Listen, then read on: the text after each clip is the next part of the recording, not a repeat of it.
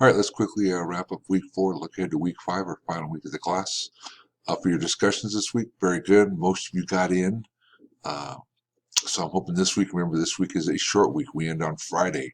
So try and get the discussion early, get your responses in early so you don't miss out on those points. As I pull over the screen to look at the assignments, it looks like it's a few of you still need to get those in as well.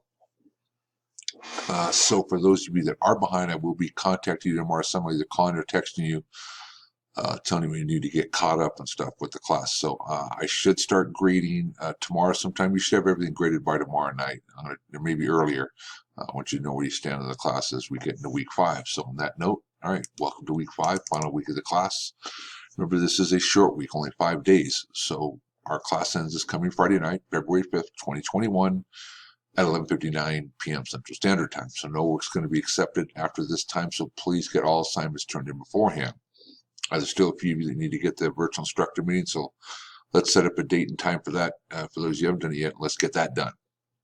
All right, so this week we're going to be going over different types of accountability measures put in place to put a check on police misconduct.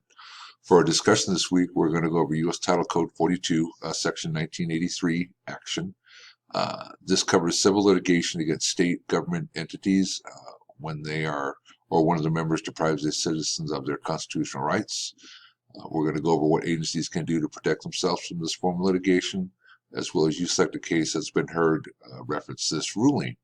Okay, for your last assignment of the class, we're going to go over accountability amongst police agencies, as well as our code of ethics. You're going to answer each of the questions below in a paragraph form and use citations as needed. So for your first paragraph, how do police agencies promote accountability from within?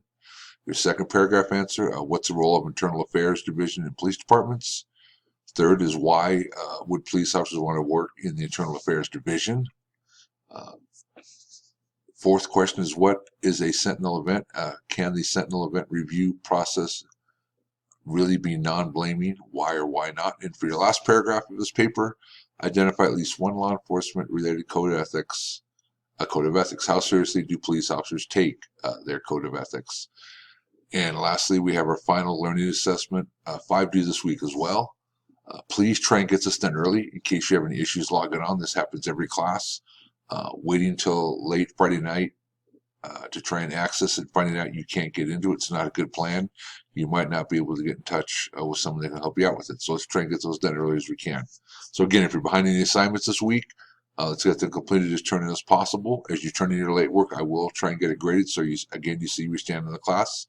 If you need help, you all know you can call me, text me, or email me. Okay, so good luck in week 5 as we finish up another class.